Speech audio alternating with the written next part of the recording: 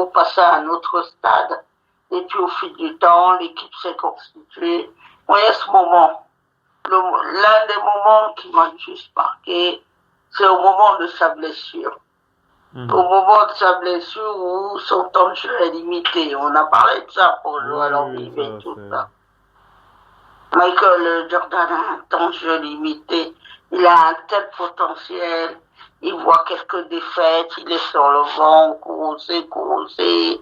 Je pense que ça a été une bonne gestion des choses parce que la blessure s'est pas étalée plus. Il a pu revenir. Ce qui a été formidable avec Michael, c'est sa gestion de carrière. Il a toujours été très bon gestionnaire des choses. Parce que quand vous êtes une telle star comme ça, vous êtes sur les yeux de tout le monde. Mais votre vie privée, bon, elle devient plus si privée que ça. Il y a toujours quelque chose à dire sur vous. Mais tout ce que vous vivez, tout cet environnement extra-sportif ne doit jamais perturber votre jeu. Aujourd'hui, si on aime beaucoup de Last Dance, tout ce qu'on a vu dedans, c'est que ils ont toujours en fait répondu présent. Et comparativement, quand on parle de ce fameux 72 victoires, plus le titre, les Warriors, ils en ont fait 73, mais ils n'avaient pas possibilité d'avoir le titre. Parce qu'il y avait un tel battage médiatique, les gens étaient sur leur dos, tout le monde voulait voir. Et c'est pas à cause du battage médiatique, ils perdent les Warriors parce qu'ils viennent au moment clé, ils sont quand même battus, 23-1, faut pas qu'on l'oublie. Mais c'est pour ça que quand on parle aussi de Jordan, ça veut dire que lui, dans les moments décisifs, il vient vous prendre le dernier tir, où il décale un joueur, le fameux tir, il prend sur terre. C'est prévu, il lui dit, ils vont venir sur moi, alors je vais te la donner à toi. Michael Jordan, c'est quelqu'un qui s'il vient dans ce match aujourd'hui, s'il dit, le match est gagné, le match est gagné.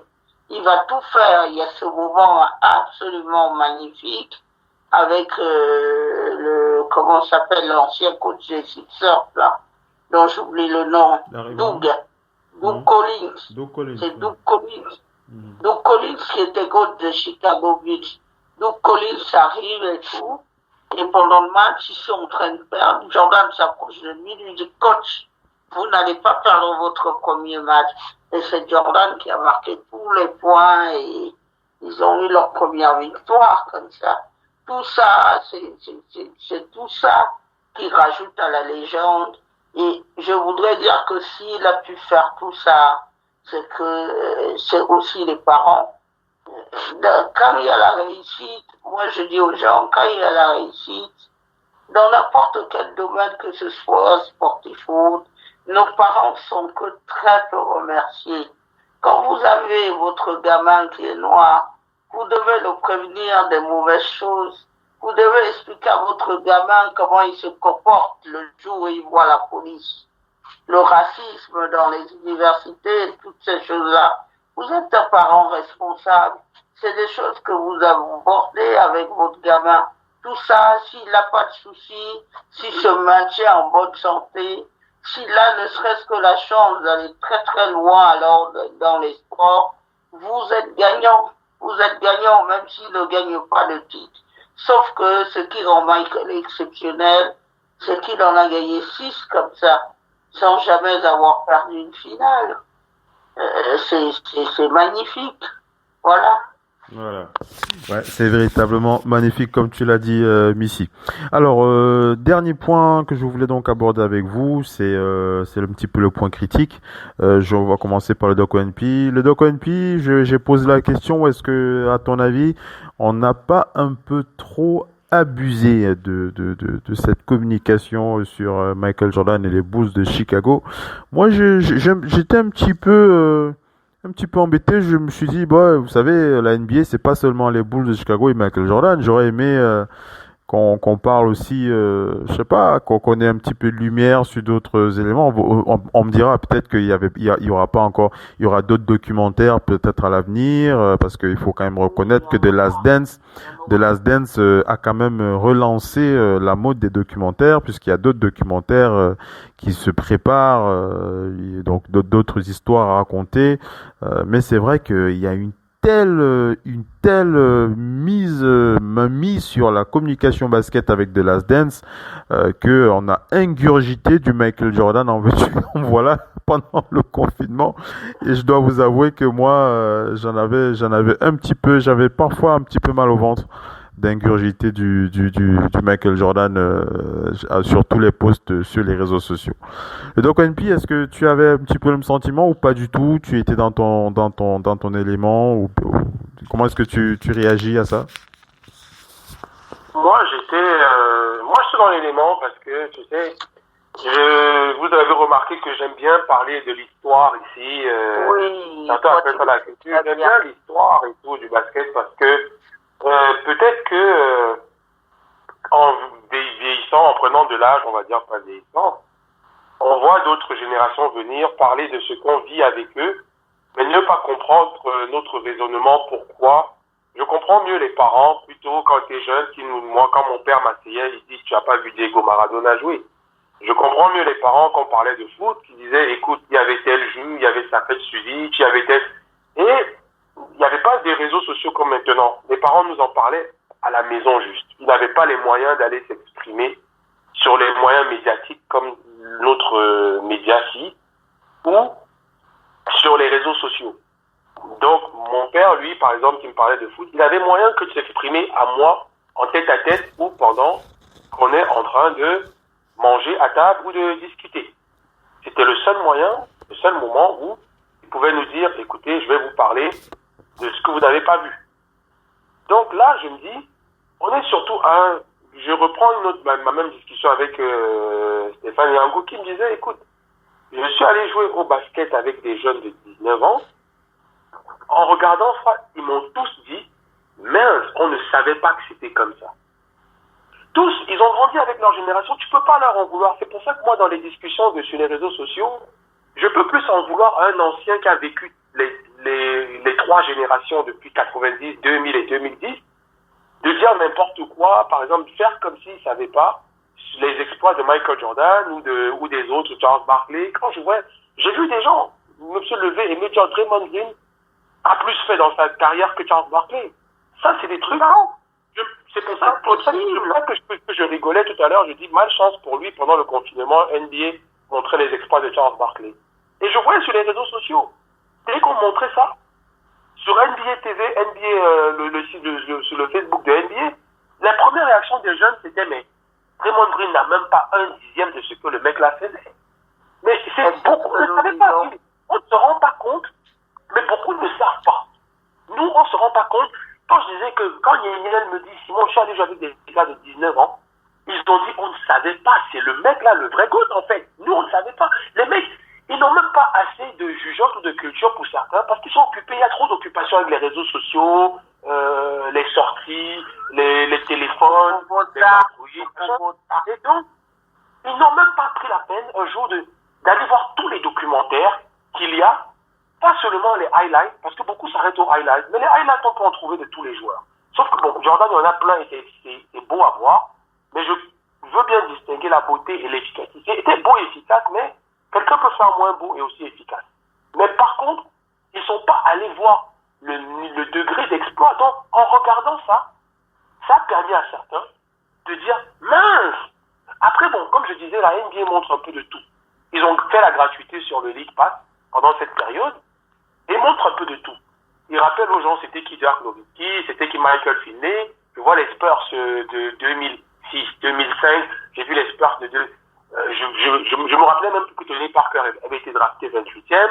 Il reprécise des petites informations, ce qui est très intéressant. Mais là, je pense qu'on était à un tournant.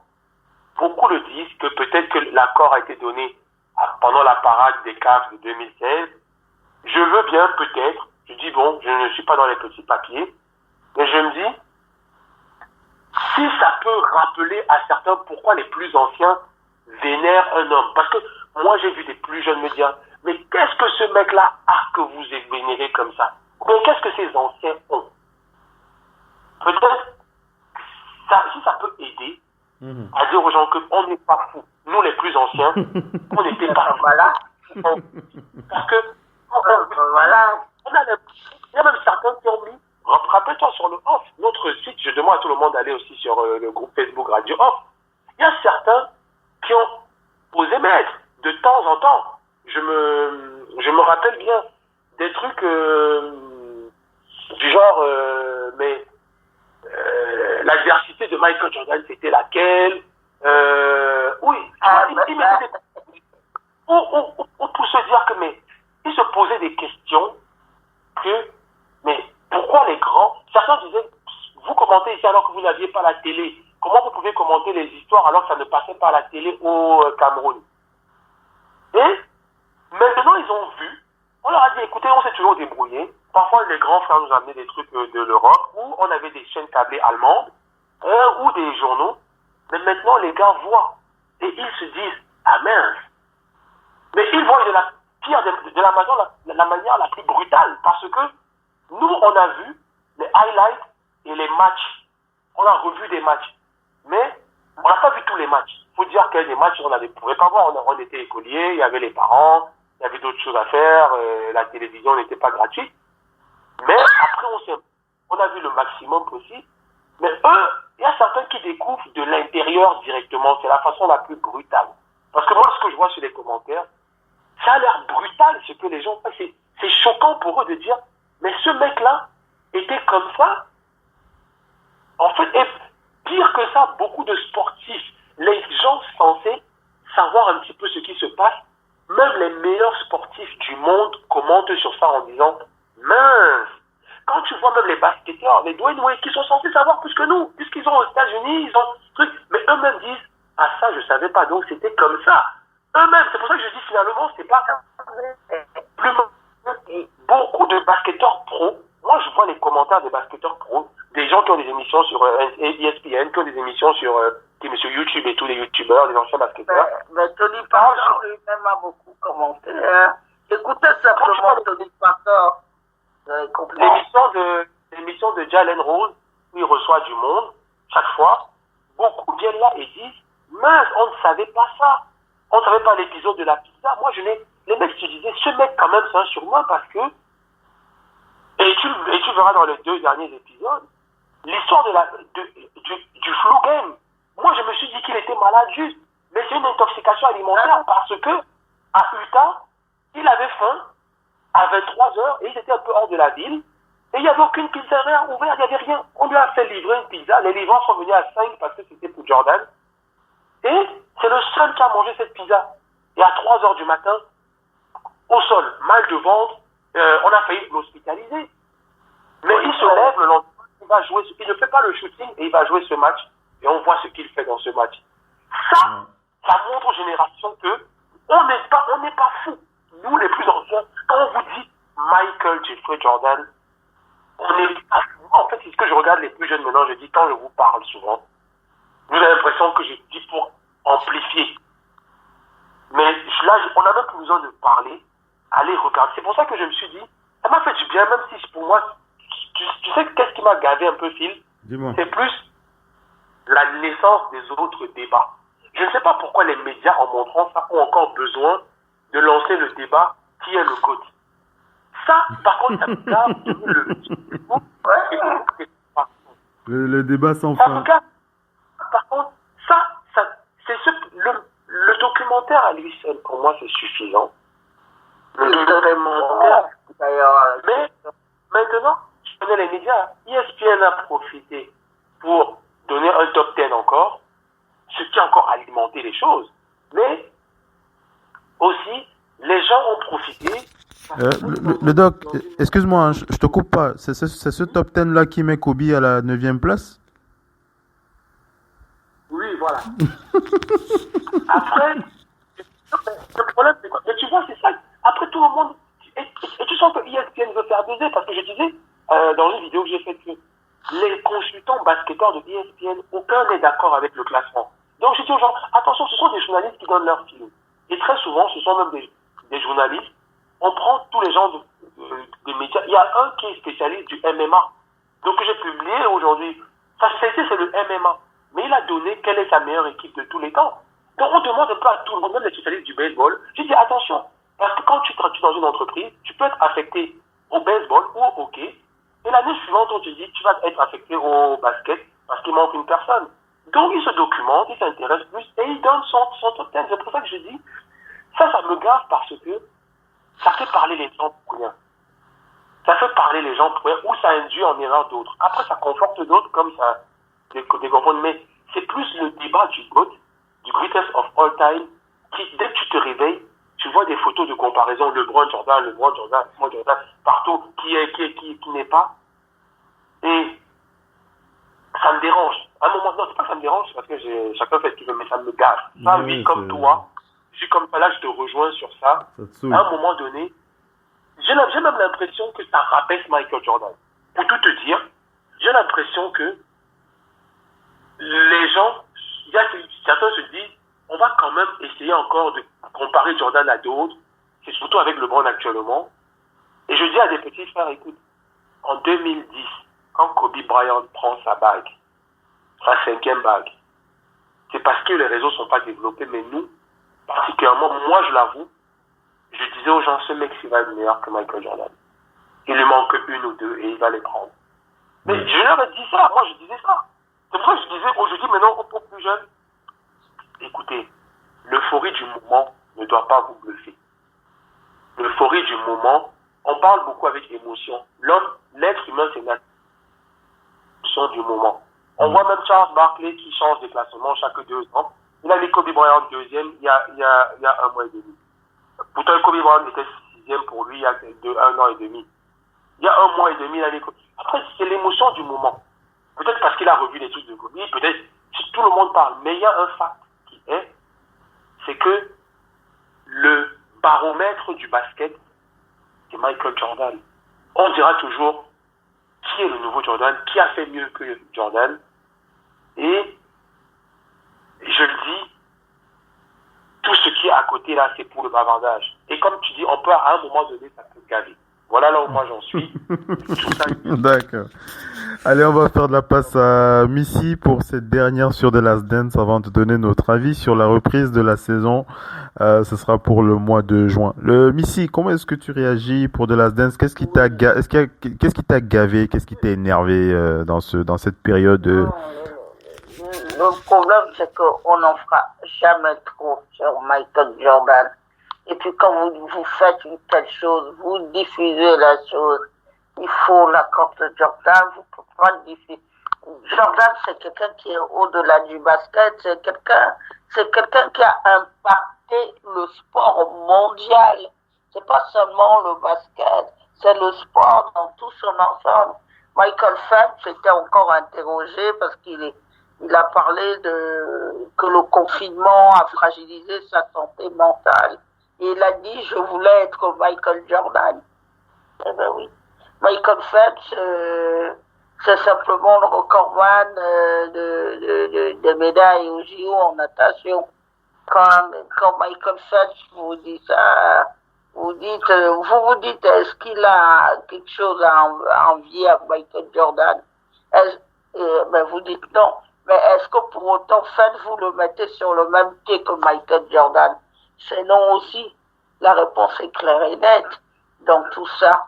Maintenant, ce qui garde, c'est cet éternel débat du JOT qui a toujours existé. Mais ce qu'il faut remettre du basket dans ces époques-là, dans l'ordre, dans les époques où a joué Michael Jordan. Si je vous dis quels étaient les meilleurs joueurs de l'époque, vous pouvez m'en citer à foison, il y en a tellement. Malone, Olajuwon, Barclay, Pat Ewing, il y en a tellement.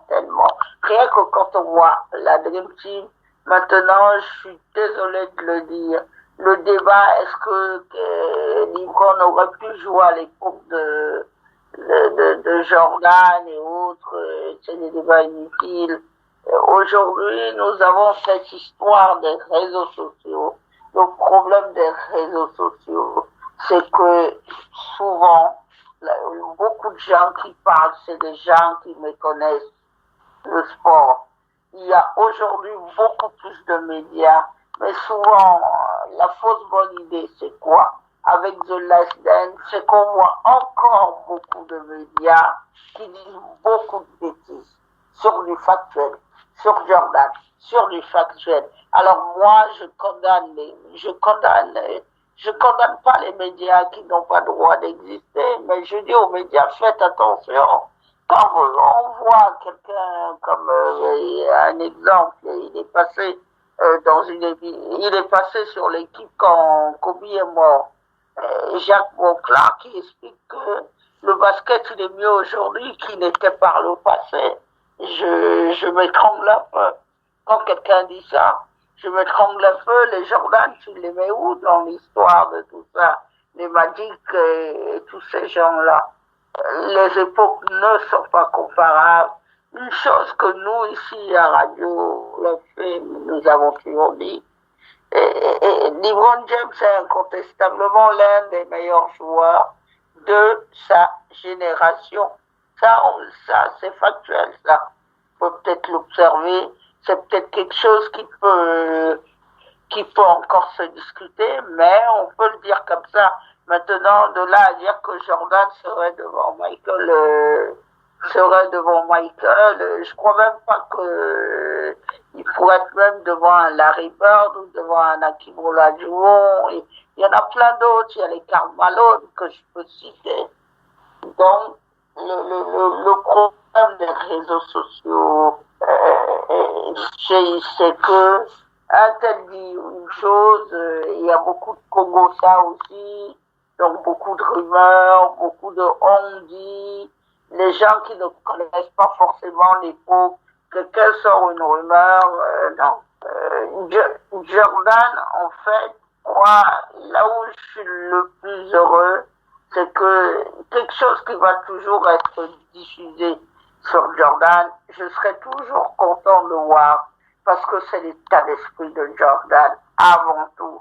Et lui, quand on dit sky is the limit, c'est avec Jordan qu'on a vu ça. Nous, avec les Pelés et d'autres, on n'était pas, on ne regardait pas la télé. Mais avec Jordan, on a pu voir que le ciel, c'est la limite. Voilà. Les réseaux sociaux, il ne faut pas le voir, ça. Voilà. Voilà. Allez les amis, on va rattaquer la dernière partie de ce talk show. On va faire le point sur la reprise de la saison NBA. Restez bien connectés, on vous passe une petite pub et on revient dans moins d'une minute. La radio qui vous parle de NBA, c'est Radio Off Basket. Le basketball, c'est mieux à la radio. Africa must win. We don't need any more excuses in Africa. We cry too much. Oh, I don't have shoe.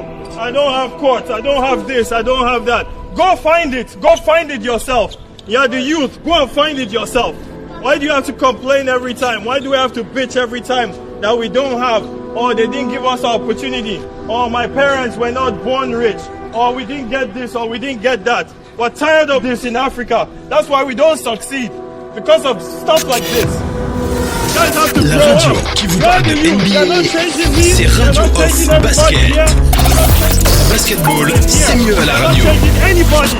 You have to change Africa. Come on.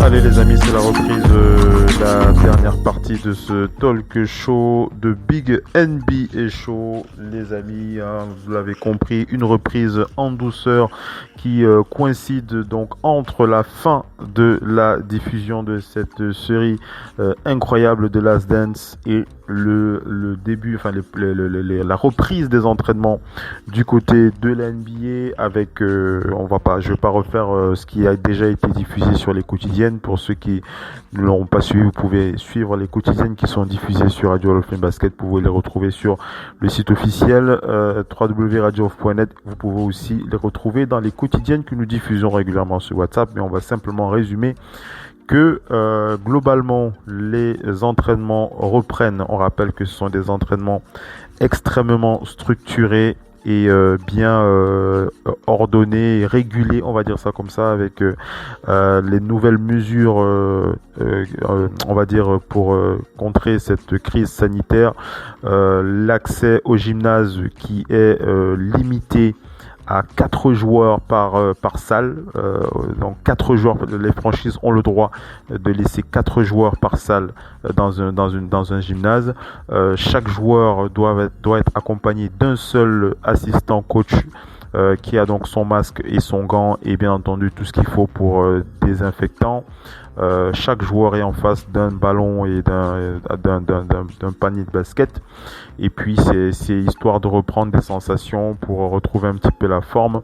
On a aussi parlé de la prise de parole de certains joueurs comme Kevin Love qui racontait un petit peu comment c'était un petit peu bizarre pour lui cette reprise, mais qu'il était très très heureux de sortir enfin du confinement. On fait aussi le point pour rappeler que nous avons donc deux villes bulles qui sont deux salles, enfin deux zones de villes qui vont jouer. Pour l'instant, on n'a pas encore, on sait pas encore si ce sera l'un ou l'autre ou ce sera les deux, mais on a donc Orlando avec Walt Disney. Vous avez les salles gymnase de Walt Disney.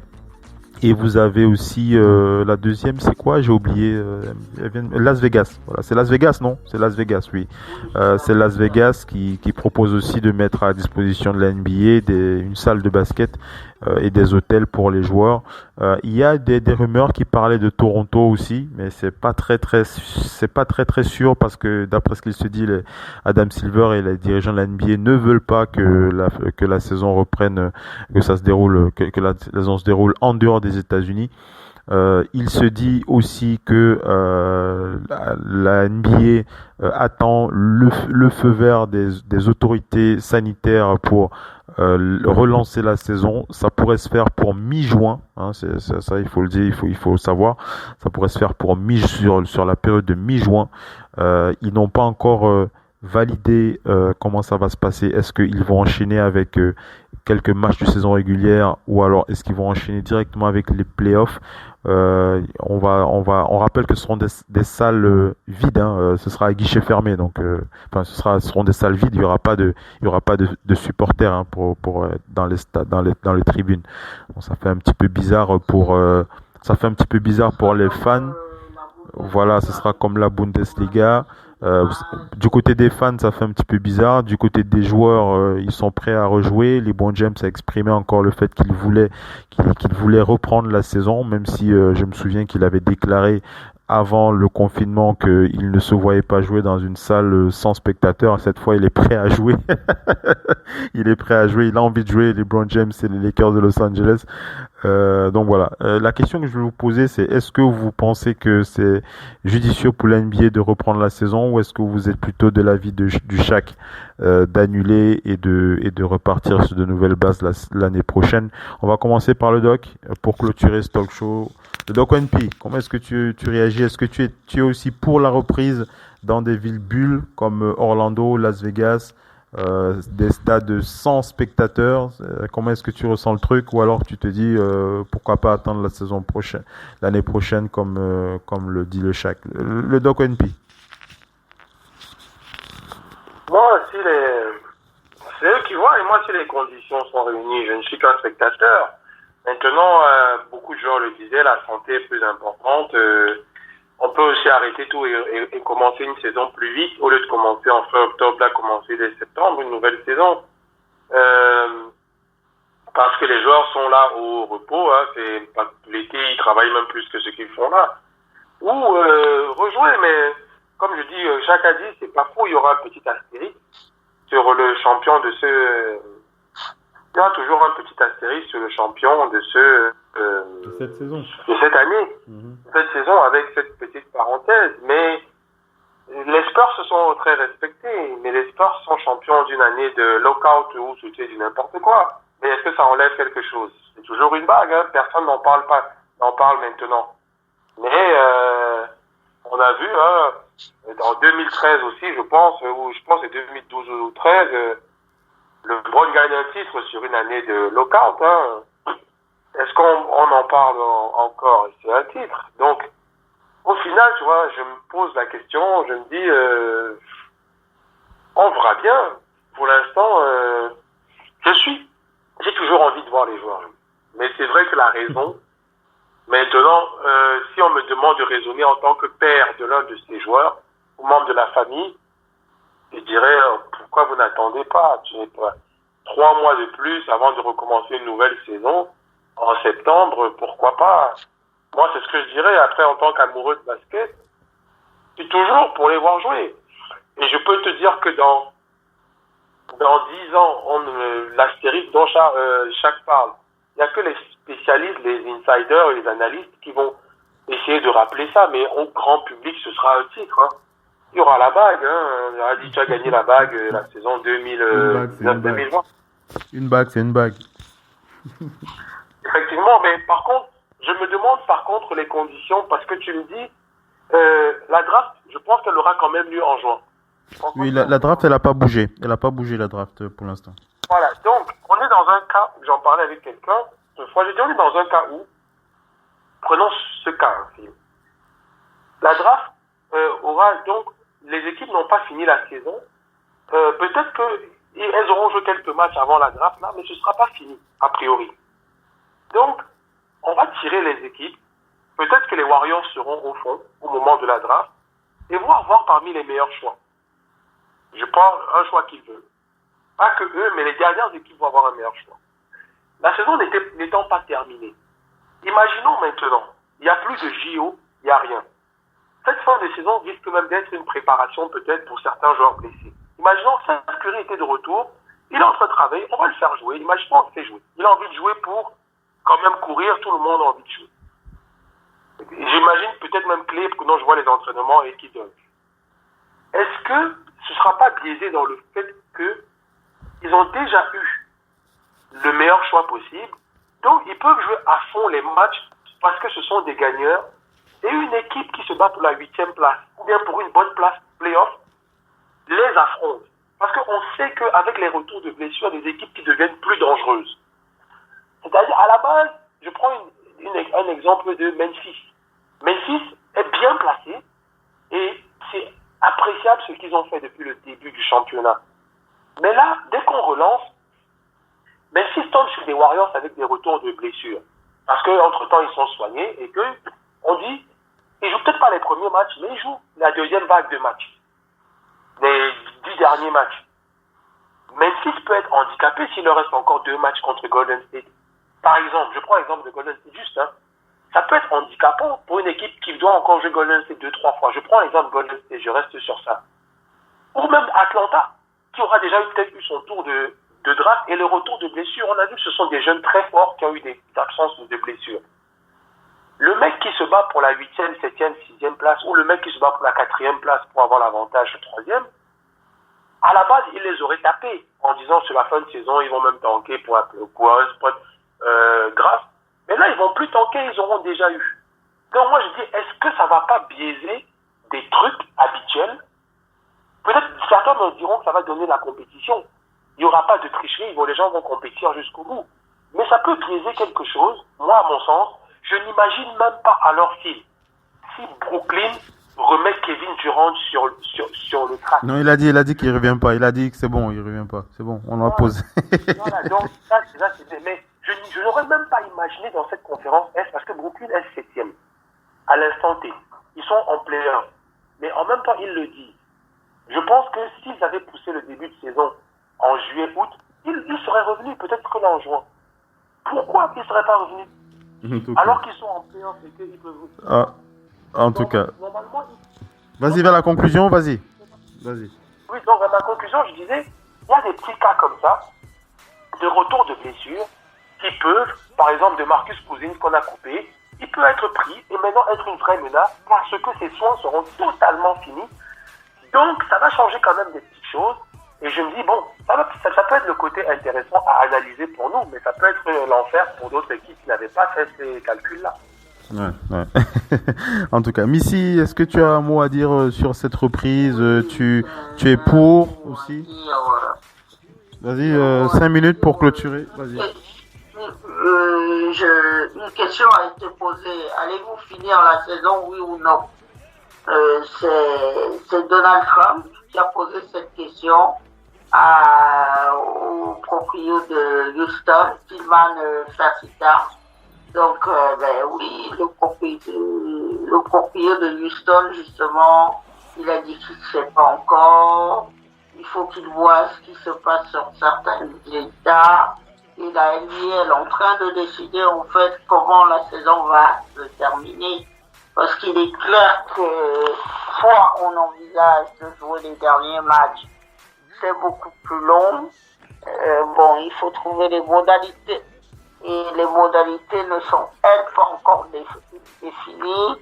Mais la NBA est un modèle économique qui est différent dans d'autres sports. Tillman Fertitta, d'ailleurs, l'a rappelé que c'est le seul sport où les propriétaires et les joueurs sont à parité. Quand les propriétaires et les joueurs sont à parité, ça veut dire que c'est sur la vente aussi de places assises et de spectateurs dans les enceintes. On ne sait pas comment ce modèle va évoluer, sachant que la fameuse crise avec la Chine est toujours en cours. On ne sait pas comment ça va évoluer du tout, mais aujourd'hui, les sports comme sur le plan économique sont coincés. Maintenant, comment la reprise est incompatible tant que le virus ne cesse pas de circuler. Or, on sait que bon nombre d'États qui sont en train de refaire une réouverture beaucoup plus tôt, leur nombre de cas continue d'augmenter. Il va falloir sérieusement que ça baisse, que le virus soit un petit peu moins en circulation si on veut jouer quelque chose. Et puis, ce qu'on dit toujours, c'est le décalage entre la NBA. Il y a beaucoup de sports qui sont en attente. Il y a notamment le tennis avec l'US Open.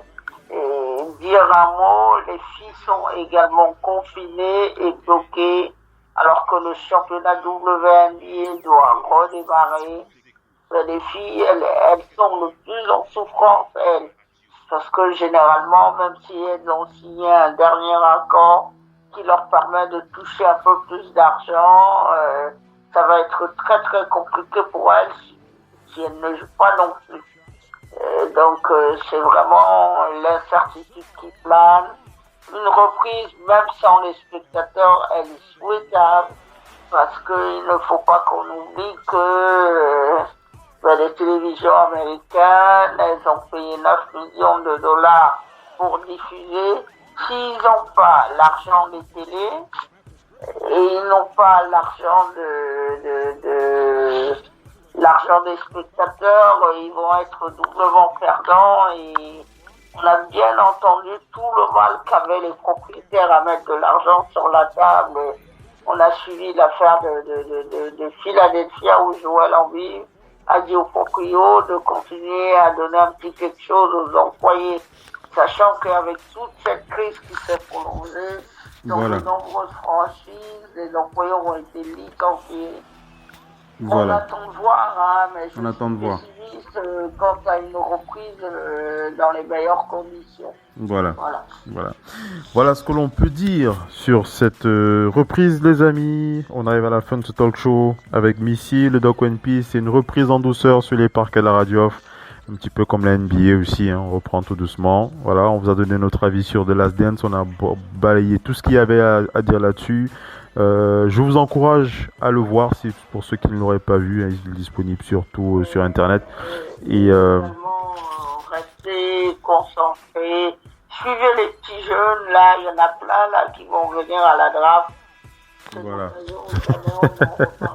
On reviendra dessus de toute façon. Pour les prochains talk shows, on va préparer tout ça, il n'y a pas de souci. On va remercier le Doc One P qui était avec nous depuis Angers. Le Doc, c'était un plaisir pour cette reprise et on se dit à la prochaine. sur les parquets de radio. Oui, moi aussi c'était un plaisir. Hein.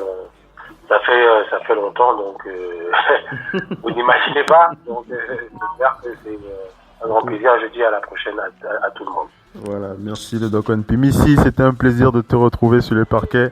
On dit à la prochaine. Jeudi, on sera là jeudi pour NBA No Limit. Oui, juste une chose avant de clôturer cette émission. Une petite pensée pour Belly Mujinga, qui était une journaliste sportive au Congo. Avant de devenir ministère à Londres, elle est morte du coronavirus. Il y a quelqu'un dans le métro à la station Victoria qui lui a craché au visage. Paix à son âme. Et je suis triste pour sa fille, voilà. Et je dis, ayons un comportement civique et responsable par rapport au coronavirus. Paix à son âme. Voilà, merci Missy pour cette pensée. Allez, ciao les amis, je vous dis à la prochaine. Restez connectés sur le parquet de Radio. Salut Missy, salut le Doc, bye bye. Salut. C'était Oncle Phil Basket sur Radio Hall of Fame Basket, la radio partenaire officielle NBA. Ciao les amis, on vous souhaite de passer une bonne semaine et vous restez connectés à l'actualité. On revient pour de prochaines émissions cette semaine avec NBA No Limit. Ciao, bye bye.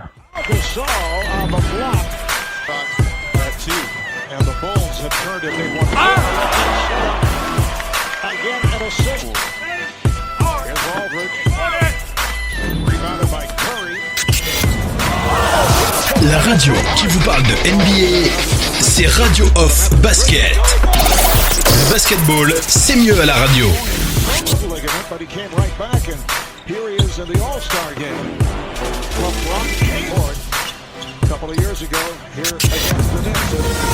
La radio qui vous parle de NBA, c'est Radio Off Basket. Le basketball, c'est mieux à la radio.